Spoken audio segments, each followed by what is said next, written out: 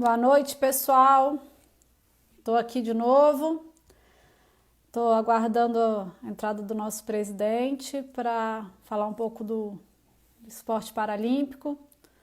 Assim que ele entrar, a gente começa. Vocês estão me ouvindo bem?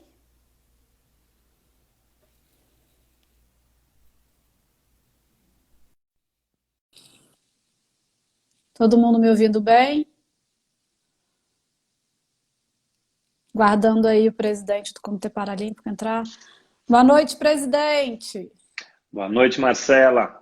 Prazer estar aqui com você, falar um pouquinho de hipismo. Oba, vamos lá. Gente, para quem não me conhece ainda, eu sou diretora da Confederação Brasileira de Hipismo já há alguns anos. Sou diretora do Centro de Ecoterapia Apoiar e sou responsável pelo Paradesporto na Secretaria de Esportes do GDF. Hoje fazendo o trabalho todo dentro do Distrito Federal sobre o paradesporto, não só do hipismo.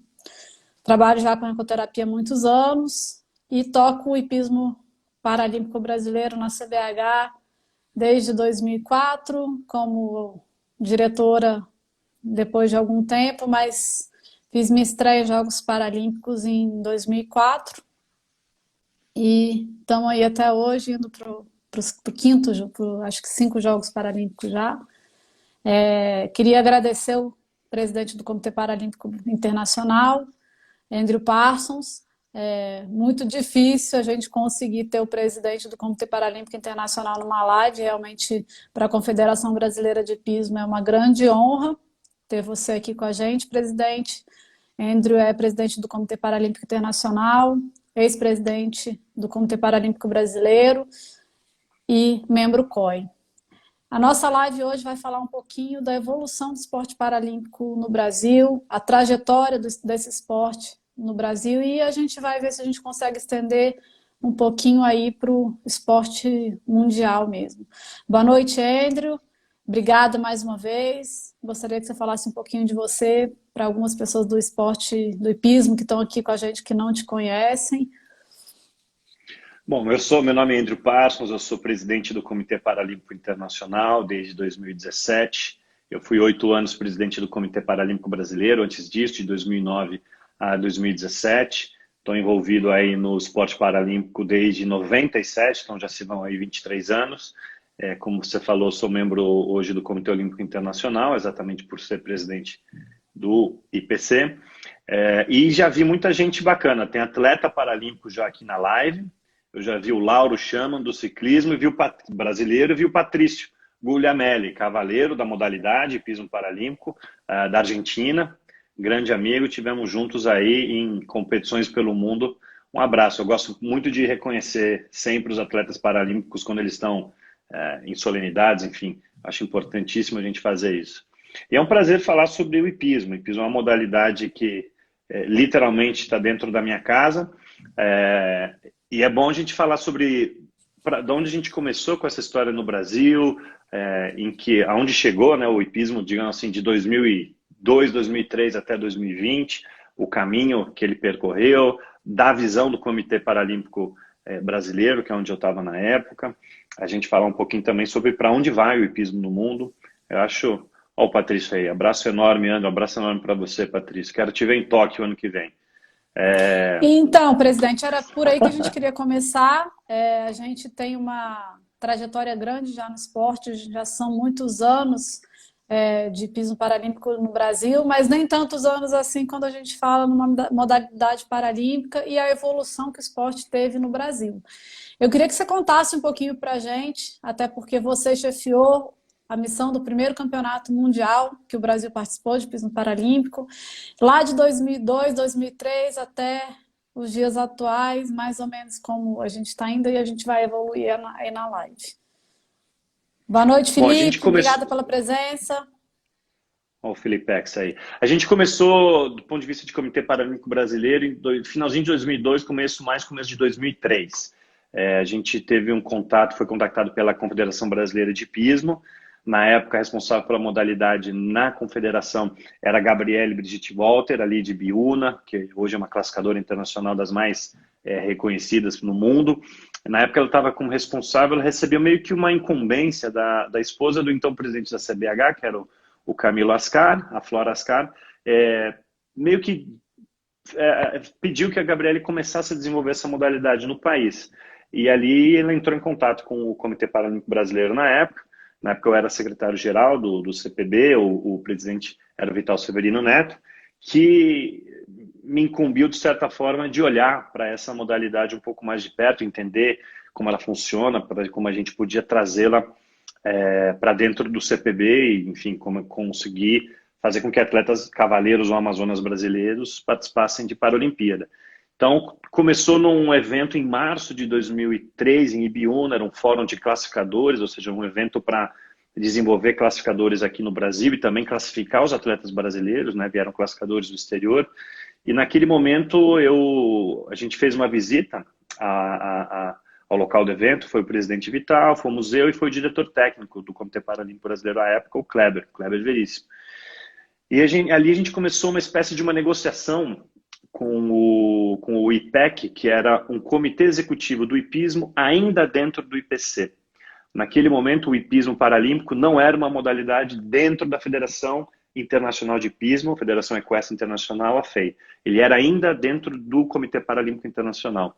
E essa negociação era para ver se a gente conseguia, naquela época, qualificar um cavaleiro brasileiro para a Paralimpíada de Atenas, né? Então a gente estava em março de 2003, pensando na Paralimpíada de Atenas.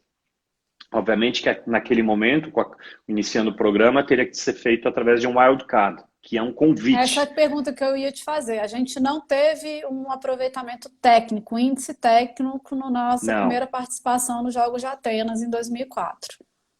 Não, os wildcards, os convites, eles são dados a países que estão começando na modalidade, que as federações internacionais enxergam potencial de crescimento e que a ida a uma edição de Jogos Paralímpicos pode servir como catalisador para o crescimento da modalidade. Então a gente ficou meio que obviamente essas coisas são tratadas politicamente, mas ali seria importante para que o Brasil conseguisse esse convite, que a gente participasse do campeonato mundial daquele ano. E o campeonato mundial daquele ano era na Bélgica, em agosto, setembro, entre o fim de agosto e o começo de setembro. E na época, como você falou, eu chefiei essa delegação, sem conhecer absolutamente nada de hipismo. Foi para isso que eu fui também, para entender melhor a modalidade, entender como a gente poderia melhor direcionar os investimentos. Essa competição aconteceu na Bélgica, né? Foi um campeonato mundial na Bélgica. E teve a participação de 2 atletas brasileiros. Foram 2 atletas, foi uma amazona, Nathalie Gutglas, e foi o Daniel Loeb, os 2 de São Paulo. Na época, foi uma delegação muito pequena, nós éramos 2 atletas e mais 3 na comissão técnica, era eu, a Gabriele, que eu já mencionei, ela foi como treinadora, enfim, técnica da equipe, e foi uma fisioterapeuta também. E mas, enfim, uma preparação foi um pouco corrida, e naquele momento a gente optou por alugar os cavalos junto ao comitê organizador na Europa. Presidente, é importante você colocar qual é a modalidade, né, que é praticada no hipismo paralímpico, para que as pessoas entendam um pouco melhor do que a gente está falando. A gente tem algumas pessoas aí do salto e tal. A única modalidade é o adestramento, né, é uma adaptação do adestramento clássico, então é o adestramento.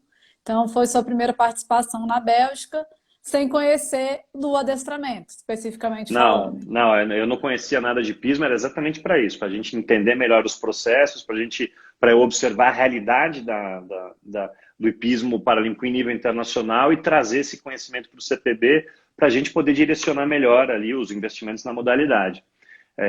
E os resultados técnicos não foram dos melhores. A participação, os cavalos realmente alugados não davam as condições, enfim, se você olhar no quadro de colocação, a gente não estava na ponta de cima, estava mais na ponta de baixo, mas a gente trouxe muito aprendizado, né? A gente, na questão de que realmente alugar os cavalos desconhecidos absolutamente inviabilizava o alto rendimento, quer dizer, ter grandes resultados, e a gente conseguiu começar no CPB a desenvolver uma trajetória para isso. E estabelecemos, e como a gente tinha ido ao campeonato mundial, a gente estava muito próximo de conseguir esse convite.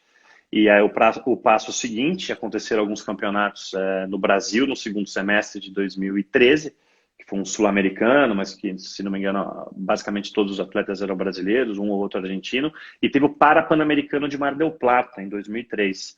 Aliás, o E único foram os únicos, a única edição de jogos que houveram que houve hipismo paralímpico, né? Desde foi a então, única. nunca mais. José Luiz Campo, que Deus o tenha, fez um excelente trabalho e proporcionou para a gente a participação e as medalhas de ouro, as primeiras medalhas de ouro para o Brasil numa edição de Jogos Parapan-Americanos e a única com hipismo competindo, né? Era uma época diferente, né? O Parapan-Americano não era realizado junto com o Pan-Americano. Essa foi a última edição que foi assim, foi em Mar del Plata, e o José Luiz Campo, que é um pioneiro, um cara extraordinário no esporte paralímpico nas Américas, a gente deve muito a ele, organizou meio quase que sozinho esse Parapan-Americano. Tanto é que é um Parapan-Americano que no hipismo, ó, aqui o Pete lembrando do José Luiz, né? O José Luiz era um cara que desenvolveu muito a bocha, que é o esporte aí de origem do Pete.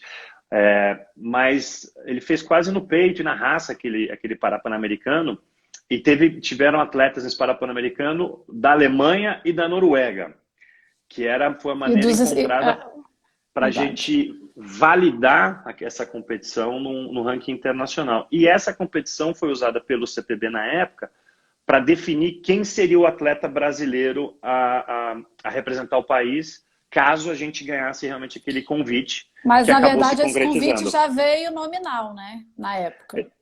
Exatamente, ele veio nominal, quer dizer, na verdade, o que aconteceu? O Marcos Fernandes Alves, o Joca, ele teve a melhor colocação no Parapan-Americano e o convite veio com o nome dele. Tem razão, sua memória está melhor do que a minha. Já veio nominal, o wildcard ele é nominal, a vaga não é para o país. E o Joca ganhou o direito, digamos assim, de representar. Alguém escreveu um texto. O Felipe, Felipe X. a pessoa esquece que a outra não enxerga mais tão bem, né? Mas vamos lá, tentar responder. Ele passou essa mesma experiência que eu. Ó. Ele foi como faixa branca ali, não sabia nada de hipismo e chefiou uma delegação. Já não era CBH, Felipe. Mas fez Era um outra, grande trabalho. era uma outra estrutura do que o que eu encarei em 2013 ali, foi brabo. Olha, a Mas gente ali, tem gente de Portugal também. Joana de Portugal está aí. Obrigada pela presença. Futebol Clube do Porto, olha só. Tem muitos clubes em Portugal, clubes de futebol que que têm projetos paralímpicos. O Porto é um deles, o Sporting também de Lisboa. E a gente ali conquistou então o Joca conquistou o direito de representar o Brasil na primeira edição de uma Paralimpíada em que o Brasil ia estar representado na modalidade de hipismo. E aí a gente começou então um esforço para dar ao Joca as melhores condições possíveis. E a ideia foi alugar um cavalo, não na época de Atenas, mas antes, já no começo de 2004, um cavalo europeu. Então a gente fez uma busca. A gente foi para a Inglaterra, a gente foi para França, a gente buscou várias opções de cavalos na época e acabou chegando numa égua, a Charlie Girl. Que a gente saiu de nada, né, para tentar participar, pelo menos, em condições decentes dos Jogos Paralímpicos de Atenas, e a gente teve uma surpresa muito positiva com o resultado que a gente obteve lá, principalmente no estilo livre, não só o resultado, mas todo o contexto da competição de Atenas e tudo o que aconteceu lá, que acho que marcou muito a minha carreira e a sua carreira também, presidente. Aí é legal a gente comentar o que aconteceu lá em Atenas. Acho que muitas pessoas que estão aqui na live não sabem, é uma história bem bonita, com o que cavalo vale a pena a da gente Valérie. contar, sim, e o prêmio, né, Então, que a gente ganha. Então a gente estava acho que era o primeiro dia de competição, não, era o dia da competição individual, já tinha tido o warm-up test, né, que é aquela prova de aquecimento, que não vale para medalhas individuais, e a Valérie Salles, uma atleta francesa, ela tinha ficado em segundo nessa primeira prova, que não vale medalhas individuais. Então, ela estava entrando ali no individual para brigar por medalha, né? Ela ficou em segundo, estava ali para brigar pelo pódio, medalha de ouro. E na hora que ela foi entrar na arena para fazer o teste, o reprise dela, o cavalo dela, o Aristote, teve um ataque cardíaco fulminante e morreu a 3 metros da entrada da arena de competição, 3 metros do início da prova dela.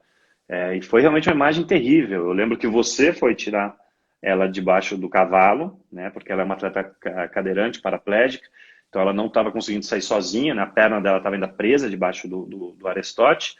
A ambulância demorou para chegar. A ambulância demorou para chegar, você tirou ela debaixo do cavalo, colocaram ela na cadeira, então ficou ali o corpo do cavalo muito tempo até a ambulância chegar, enfim, foi terrível. E, enfim, obviamente ela não participou naquele dia, e o campeão da prova foi o inglês, o Lee Pearson. E ele teve uma Um dos atitude maiores bacana, porque medalhistas. é um dos maiores cavaleiros paralímpicos da história. E em Atenas, quando você ganhava medalha, você ganhava a coroa de louros também, né? E ele, quando ele ganhou, ele tirou a coroa de louros e entregou para Valérie, como uma homenagem a ela. E naquele momento a gente estava lá, eu estava lá, você estava lá, o Joca estava lá. A gente ficou muito O emocionado, Clive, a né? gente não pode esquecer do Clive, que foi nosso apoiador no inglês, O, né? o, Clive o Milkins, Clive, cara super multimedalista ele, também como treinador. ele é uma fera. E ele representava o centro da onde a gente alugou a Charlie Girl, né? Então, na época até falaram, né? A gente topa alugar a Charlie Girl para vocês levarem para Atenas, mas o Clive tem que ir. E o Clive é um cara E que nos foi uma ajudou das bastante maiores ali. experiências técnicas que eu tive na minha vida. Um dos Mas, maiores mas ensinamentos que eu tive foi com o Clive a respeito de todas as adaptações que eu aprendi a usar com os cavaleiros hoje. e ele Beijo trabalhou aí pro com. Clive. Ele estava trabalhando com o Canadá agora, há uns tempos atrás, não é isso? Tá no Canadá, mas ele vem para o Uruguai, ele tá pela América do Sul também fazendo uns cursos, tá aí nativo ainda. Mas só para não perder o fim da história, nesse momento que o atleta colocou a coroa de louros na cabeça da atleta que o cavalo tinha morrido, a gente ficou muito emocionado, nós três, né? Eu chorava muito e tal. A gente foi lá, cumprimentou o Lee, que teve esse gesto, e a gente ali rapidamente pensou o seguinte: a gente tem que fazer alguma coisa, ela não pode ficar fora, porque obviamente ali representava o fim da participação dela numa Paralimpíada. Então, e ela competia na mesma prova que o Joca. Então a gente Mesma foi categoria. na mesma categoria, ela disputava com ele. E a gente foi até a Valérie, a gente ofereceu para ela, a regra permitia, não sei se hoje permite, que ela montasse o cavalo, a égua do Joca para competir. Então, Mas mesmo sem valer, não, é, não valendo. a regra não permite que você Do divida o cavalo Cavaleiros na do mesma mesmo grau. prova. Exato. Mas, enfim, a gente, na época, na hora, a gente nem pensou. A gente falou assim, cara, a gente ficaria muito honrado se você montasse a nossa égua na prova. E ela aceitou, e ela participou, né? Teve um momento muito bonito quando ela começa a prova, que ela olha para cima como se fosse uma homenagem ali ao Aristóteles.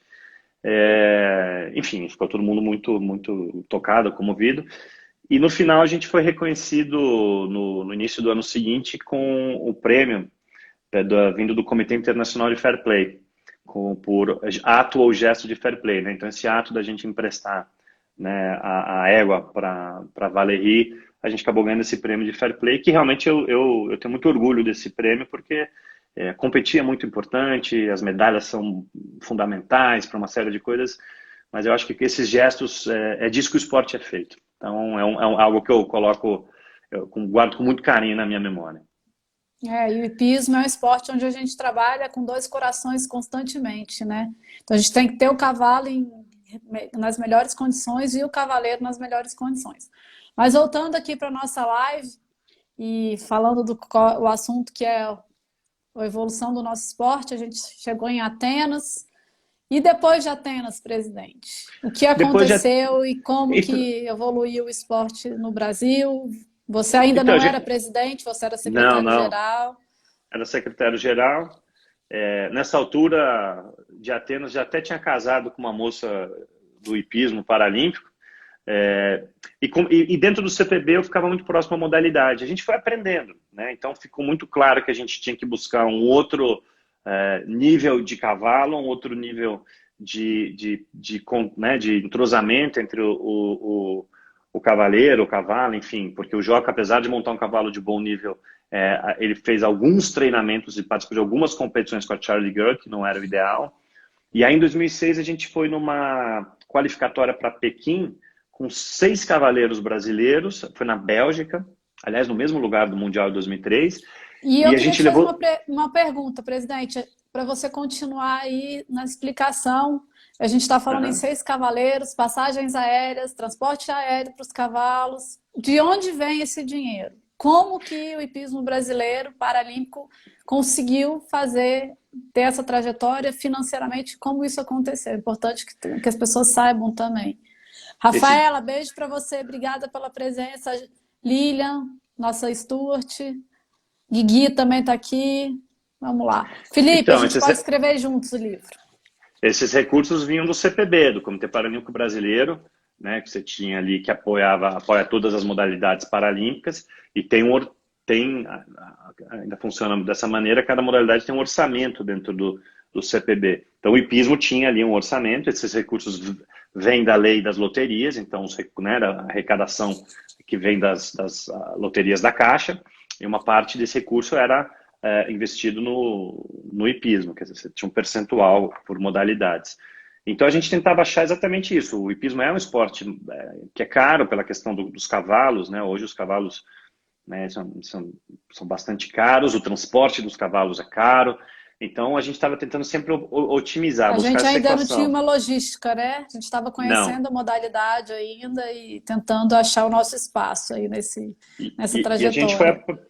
e fomos aprendendo com isso. Então, nessa competição em 2006, a gente levou os cavalos do Brasil, porque a gente falou, não, tem que ser o cavalo que o atleta treina, monta no dia a dia. Então, a gente levou cavalos do Brasil. Então, realmente, foi um custo enorme, porque a gente levou, eu não lembro agora o número de cavalos, porque ainda teve algum cavalo 4, que a gente 3 alugou na cavalos e Europa. alugamos um lá. Isso.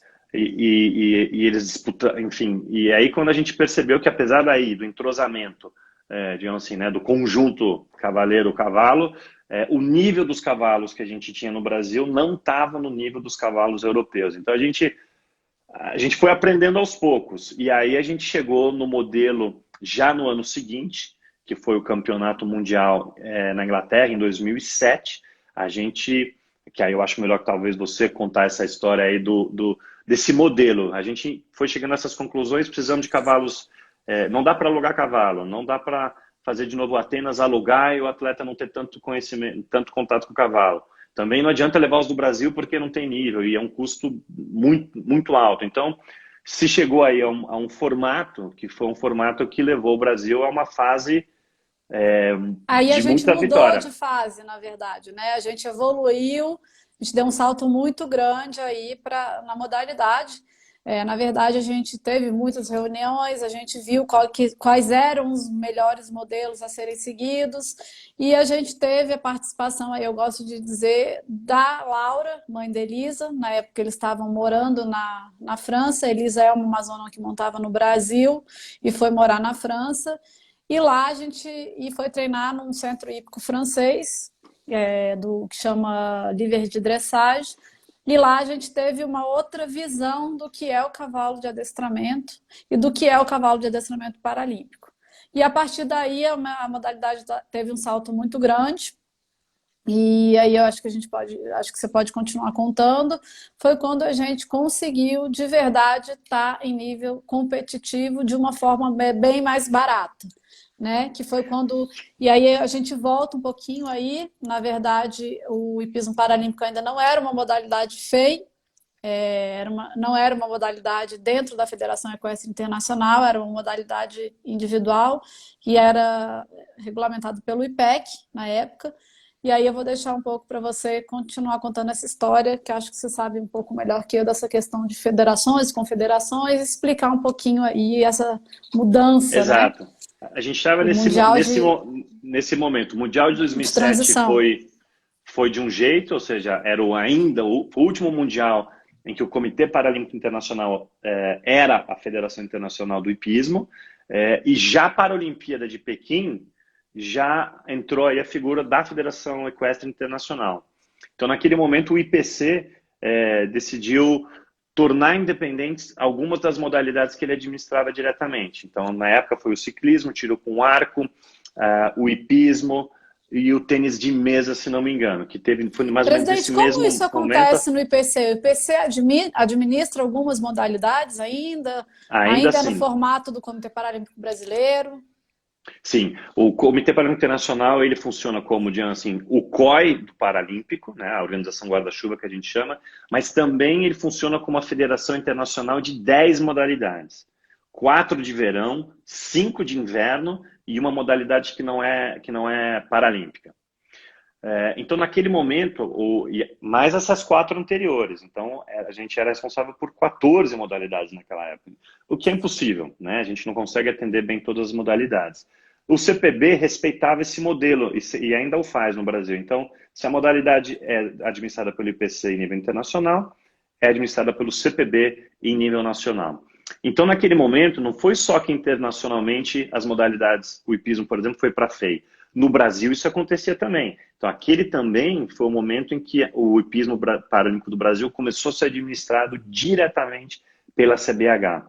E na minha avaliação, teve muitos ganhos, porque enfim, a Confederação Brasileira de Hipismo conhece os detalhes da modalidade, tem os juízes, tem os treinadores, os stewards, você pode fazer um trabalho, aproveitar estruturas de outras competições, de outros eventos, para Então, presidente, você otimizar. considera que essa mudança foi uma mudança positiva para o esporte? Você acha que houve um crescimento do esporte paralímpico, do hipismo paralímpico, com a transição para a Federação Equestre Internacional? Só uma vírgula, um beijo, Rosângela Riscala está acordada de madrugada na França aí assistindo a gente. Um beijão aí para a família Riscala, exemplo para todo mundo também. A gente já estava com a medalha no peito em Tóquio, Rosângela, a gente vai ter que esperar um pouquinho mais para o ano que vem, mas um beijo, obrigada por estar aqui com a gente, sabendo que você está de madrugada aí na França. Estão morando no caminhão ainda, não? Ali onde eles treinam? Responde aqui, Rosângela, aqui embaixo aí, vocês ainda estão morando lá. É um trailer bacana, eu vi, assim, mas não é um trailerzinho não, um trailer bacana. Mas então, naquele momento, a gente fez essa transição e foi muito bom para o hipismo em nível internacional, porque você trouxe também Olha aí, mais pessoas um que... medalhista paralímpico entrou na live. Ó, o Obrigada, Sérgio Serjão. Oliva. Beijo para você.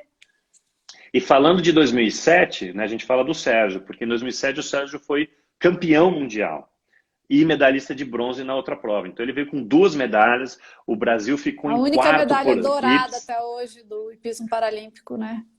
em nível de Paralimpíada Mundial, é a do Sérgio, e o Brasil ficou em quarto, muito próximo do terceiro lugar por equipes no Mundial. Então foi um resultado extraordinário, que foi uma vitória desse novo modelo que foi Exatamente. proposto para o CPB e o CPB entendeu que era um bom investimento. Então, alugar de forma permanente os cavalos, deixá-los estabulados na Europa, treinados por um grande treinador, fazer com que os atletas brasileiros pudessem ter esses momentos de treinamento lá na França, depois competir normalmente na Europa.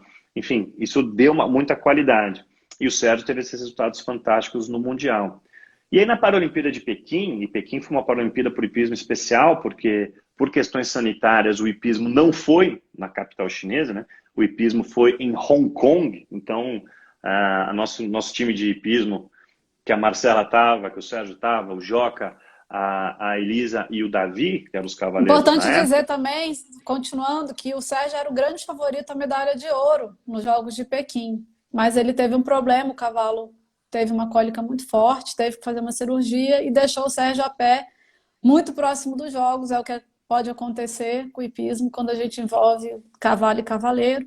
Infelizmente não foi dessa vez que o Sérgio ganhou o ouro, mas a gente também teve um resultado muito expressivo, que foi o bronze com o Joca. Foi um resultado lindo também. O Joca ganhou 2 medalhas de bronze. Foi a primeira medalha paralímpica da história do hipismo no Brasil. Então, para nós, o CPB teve um gosto muito especial, até porque a gente saiu de zero, de nada, de não existia modalidade em 2003, para 5 anos depois conseguir essas 2 medalhas de bronze, mais o Mundial e a medalha de bronze do Sérgio no Campeonato Mundial. Então, foi muito... O resultado veio muito rápido quando a gente encaixou ali a melhor forma de treinar e dar condição aos atletas. Presidente, a gente está com uma pergunta aqui, vou te interromper um pouquinho, da Lídia Ó, Lercari, lá do ó a Chile. Luzete aí também, outra, Também, outra, outra outra atleta Amazona. paralímpica, ela está perguntando sobre a possibilidade de fazer o hipismo no Chile, no Parapan. Eu não sei como responder essa pergunta para ela. Ela perguntou em inglês, acho que você pode responder em espanhol para ela. A ideia dos Jogos Não, de 2022. Ela não fala português muito bem. Espanhol é melhor. Na verdade, os Jogos Parapan-Americanos vão ser em 2023, em Santiago, no Chile. A gente está muito próximo de fechar o programa de modalidades para Santiago 2023, mas ainda não vai ser dessa vez que a gente vai ter o hipismo. O hipismo, você tem um regulamento dos Jogos Parapan-Americanos que precisa de um número mínimo de países, de atletas desses países, para que a gente possa ter uma competição, para que uma modalidade possa ser incluída no programa de Jogos Parapan-Americanos. E já embarco na pergunta do Patrício, se haveria possibilidade de organizar um Parapan-Americano.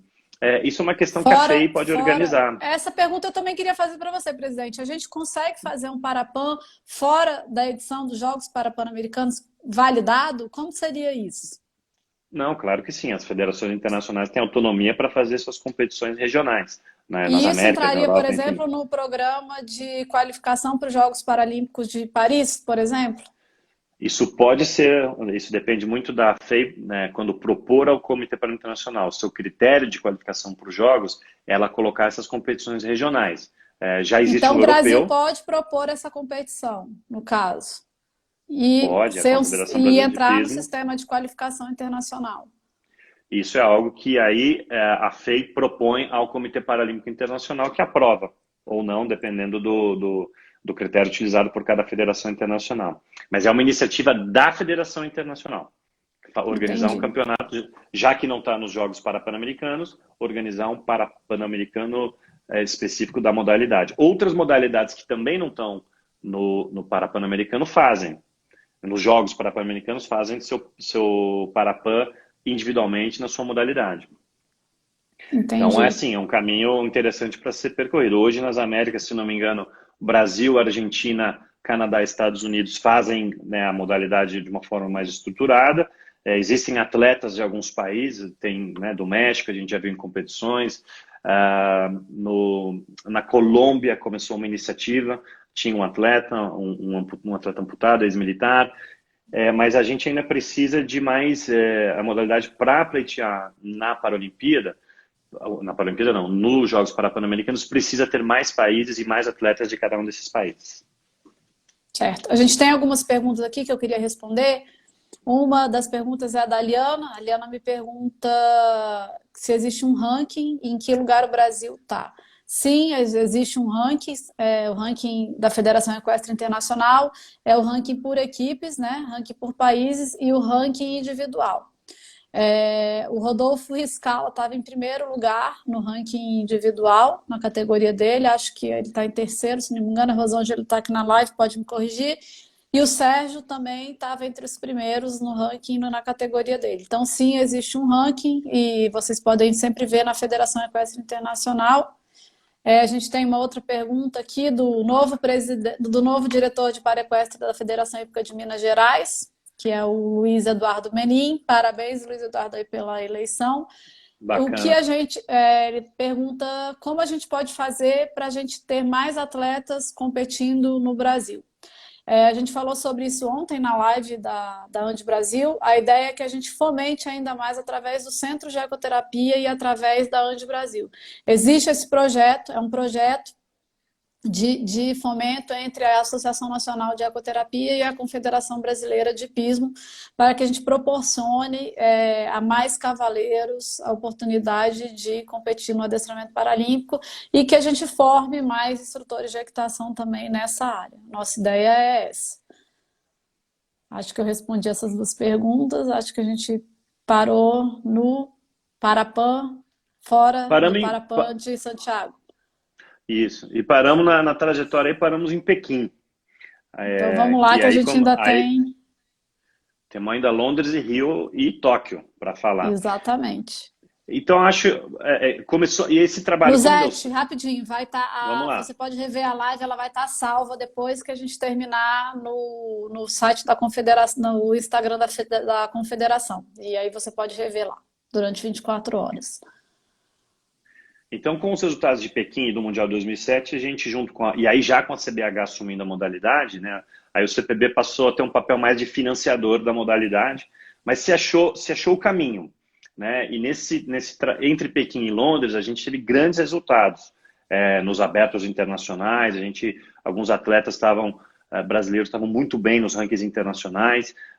Eu lembro que o Brasil brigou até mais ou menos muito próximo do período do final da qualificação para, se não me engano, estar entre o quinto e o quarto lugar. Acho que o quarto lugar já dava 5 vagas, né, para a Paralimpíada em Londres. No final a gente ficou com a primeira posição, que ao invés de receber 5 vagas, recebia 4. E a gente levou 4 atletas bastante bem treinados. O Sérgio teve que né, encontrar um novo cavalo, né, esperar. Teve a história o Granchan morreu antes de Pequim, e realmente ali não conseguiu encontrar atletas que estavam cavalos que dessem a mesma condição. Então, Londres foi um ponto em que a gente teve alguma dificuldade. Os resultados não foram tão bons na Paralimpíada quanto a gente esperava, né? O Sérgio, no warm-up test, teve um 4º lugar. A gente tinha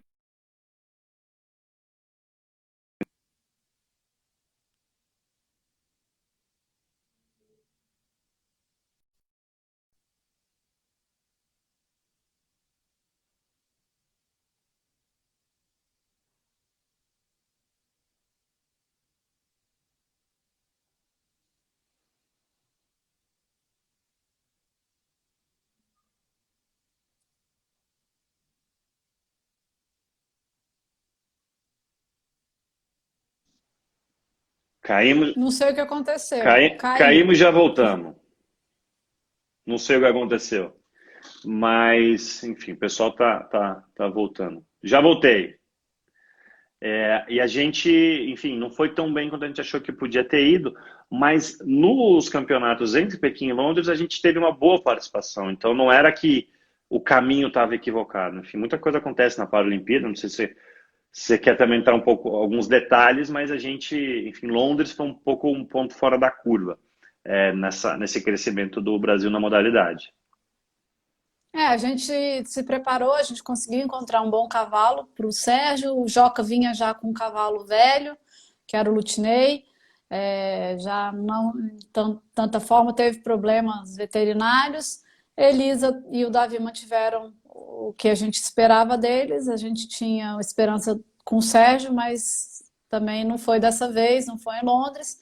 E aí foi o que fez a gente rever também a modalidade e se reestruturar de novo para que a gente pudesse trabalhar para os Jogos Rio 2016 e com maior tranquilidade, porque a gente não precisaria passar pelo processo de qualificação para esses Jogos, porque o Brasil, como era o país sede, já estava qualificado. E aí foi quando a gente teve a grata surpresa de ter um novo cavaleiro na equipe, que foi o Rodolfo Scala, e integrar o time brasileiro. História fantástica também, que a gente já contou numa live aqui outro dia, e se preparar de forma melhor, com mais dinheiro. O hipismo, a gente estava com mais... O Comitê Paralímpico investiu mais dinheiro, até por ser uma competição que aconteceria no Brasil. A gente queria superar todos os nossos recordes, né? Acho que o Comitê Paralímpico Brasileiro queria muito isso tudo.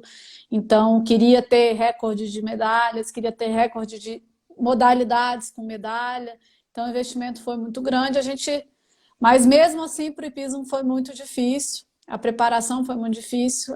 A gente conseguiu ver alguns cavalos, mas a gente só achou o cavalo ideal para o Sérgio em janeiro, antes dos Jogos, no ano dos Jogos do Rio. Cavalos também para a Vera, a gente conseguiu um bom cavalo, cavalos para o Joca, e a nossa preparação para os Jogos de Pequim. Desculpa, do Rio.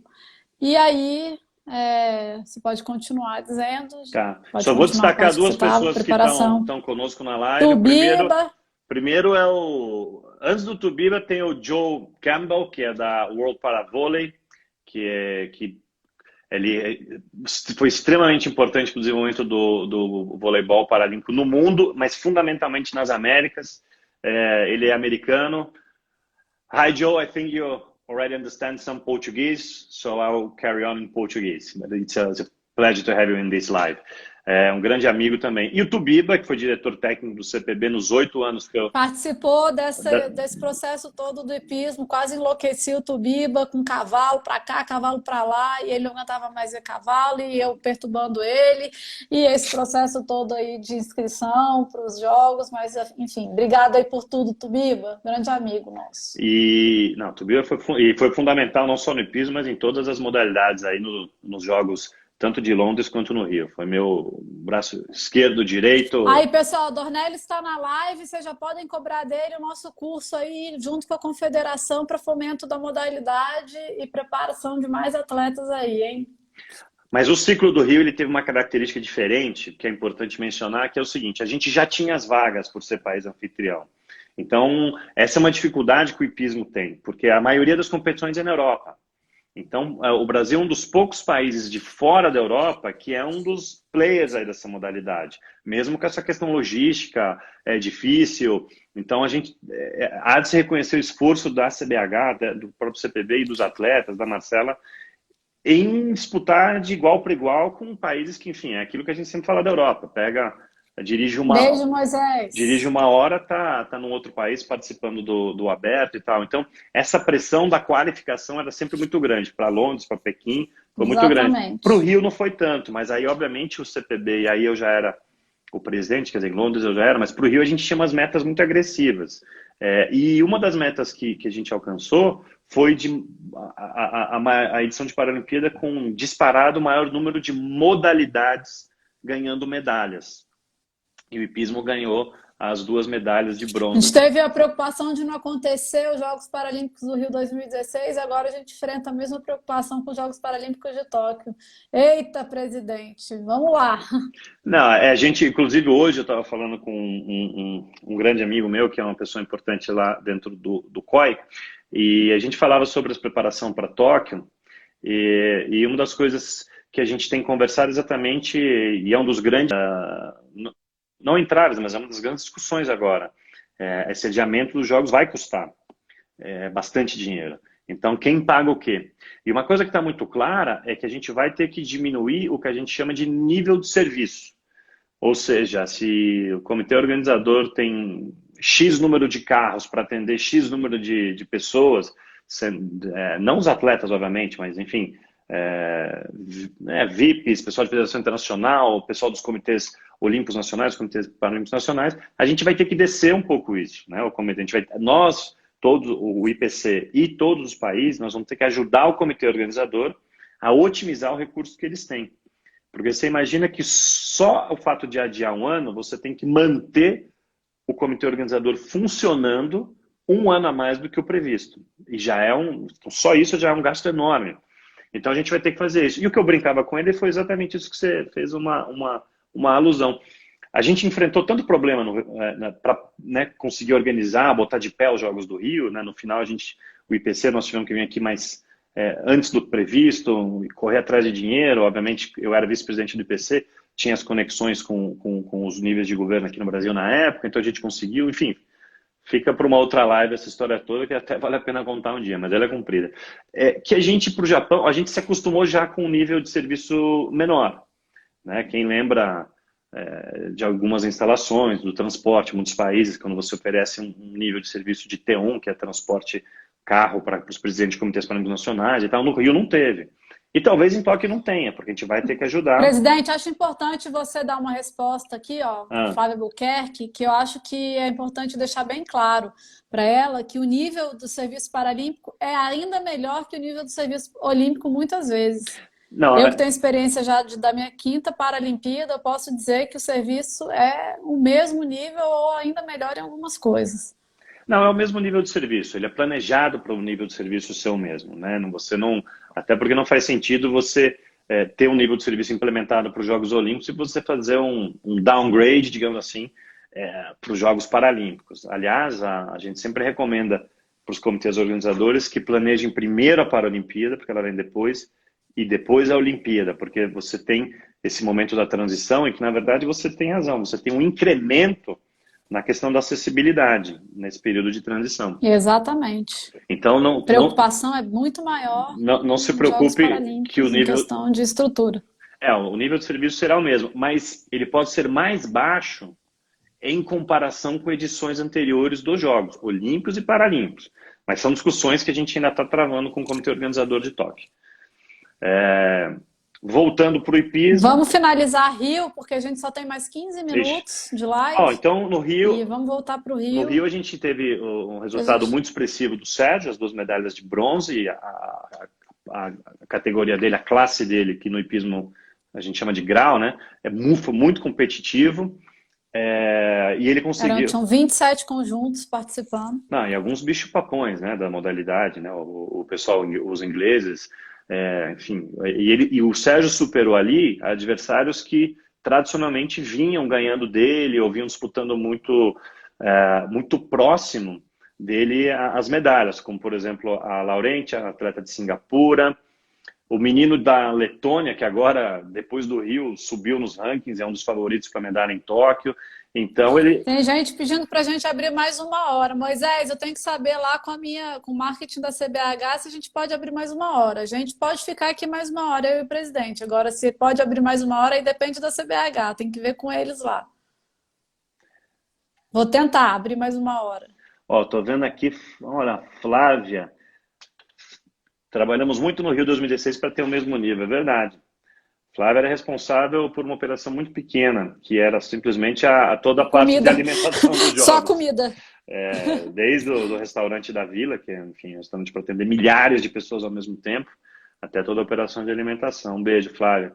Flávia foi um produto do esporte paralímpico. Ela começou no rugby, fazendo essa questão da nutrição, foi para o CPB, e aí fez carreira, já fez Paralimpíada, Olimpíada, fez Copa do Mundo de futebol, enfim, é uma profissional brilhante aí que começou no CBH, me avise aí se eu posso abrir mais 1 hora de live, que a gente está aqui para responder. Preciso só saber se tem mais uma live depois da nossa, senão a gente abre mais 1 hora.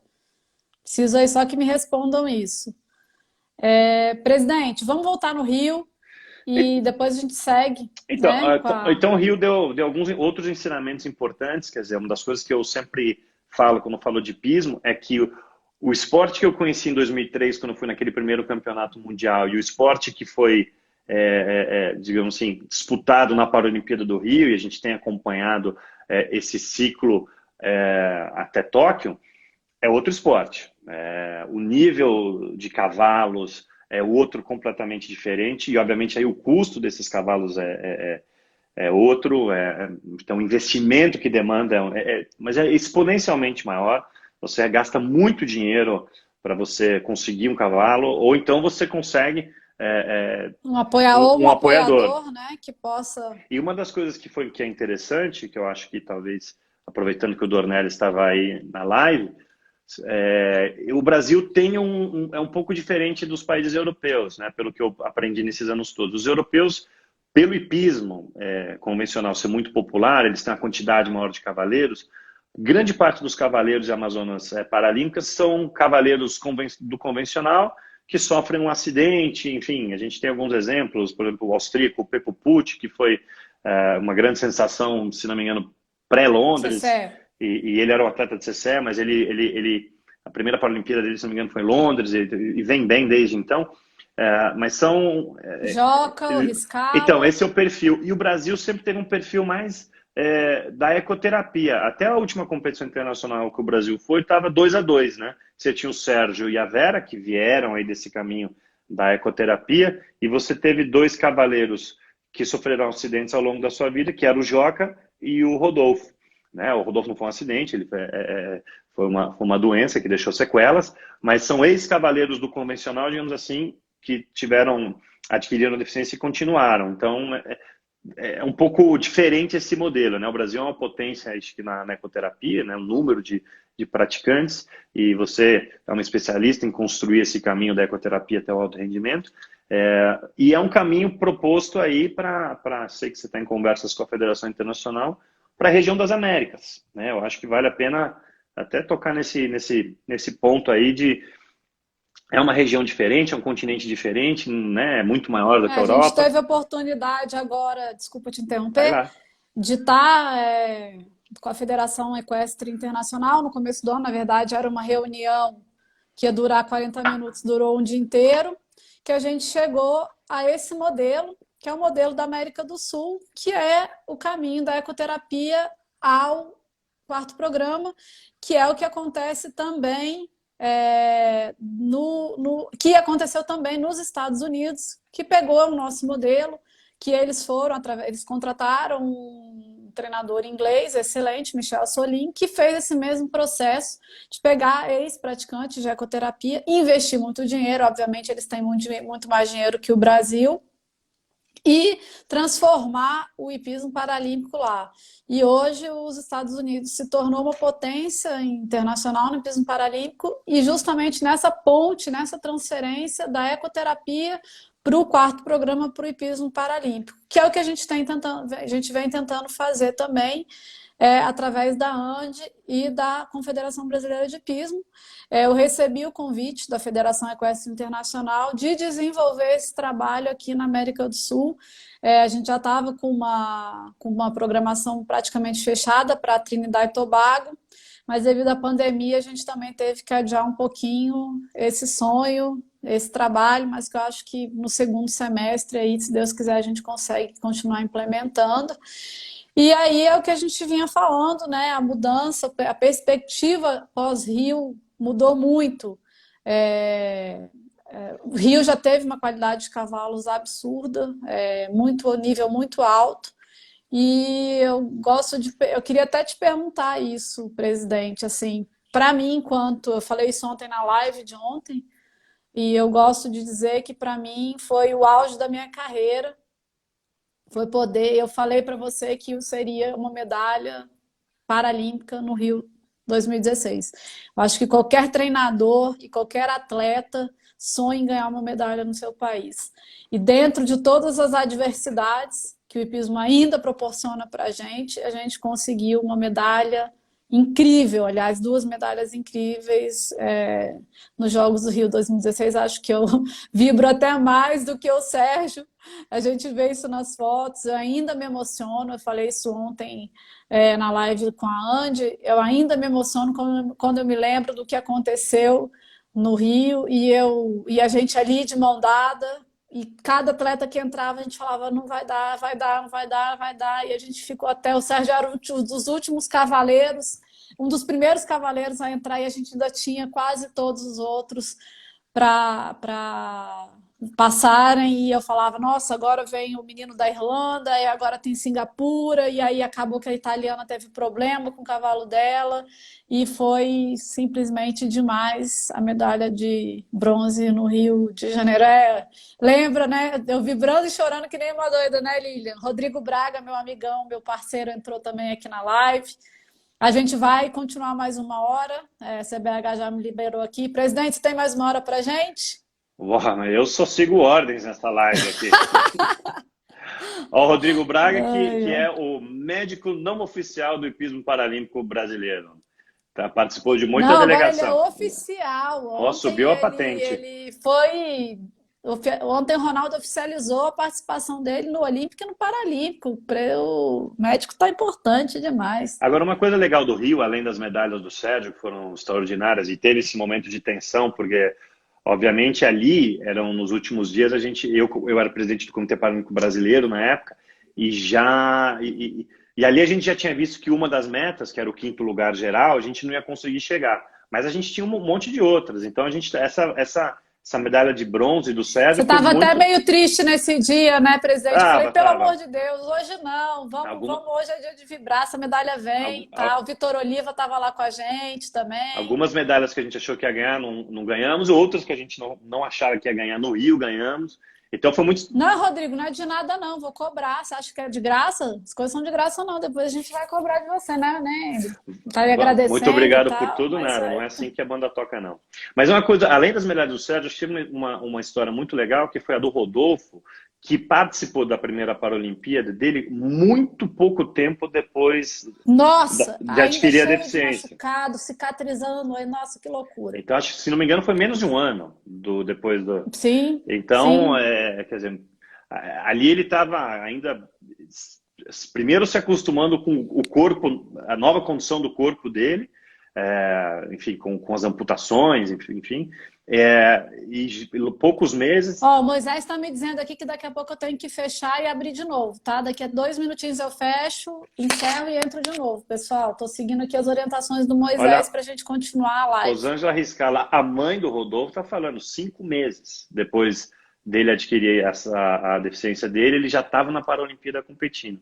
Então, ali para ele, eu imagino que era um mundo todo novo, só a condição dele, né, de ter adquirido a deficiência, se acostumar com o corpo, se acostumar a fazer a modalidade que ele conhecia antes de uma forma diferente. 5 meses das amputações. Das amputações. E aí, agora, enfim, esse ciclo já para ele já foi diferente, né? No Mundial, ele ganhou uma medalha de prata, quer dizer, bastante próximo do ouro, e já se coloca, né? Os resultados colocam ele aí numa perspectiva muito boa de brigar pela medalha de ouro. Perspectiva não, ele vai para brigar pelo ouro, né?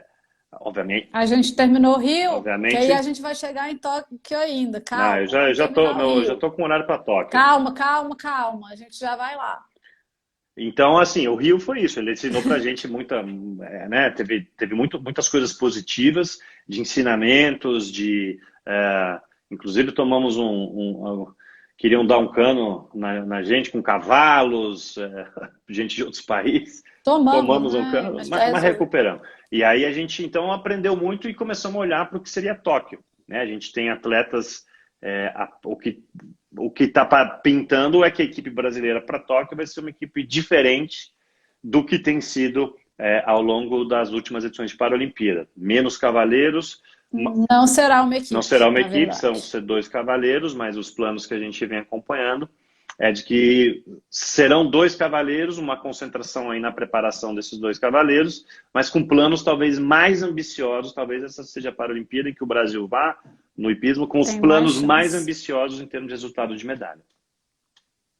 Eu acho. Exatamente. Você quer agora fechar e abrir de novo? Pessoal, vou fechar essa live e vou abrir de novo e a gente continua aqui na nossa conversa, que eu acho que a gente já tem bastante coisa mesmo para dividir. Estou adorando a conversa, acho que a gente, não é, na verdade, a gente está trocando aqui informações. Acho muito importante que a gente consiga explicar um pouco para vocês de tudo que a gente faz. Então, vou fechar aqui agora e entro de novo, daqui a pouquinho. Beijo, a gente já volta.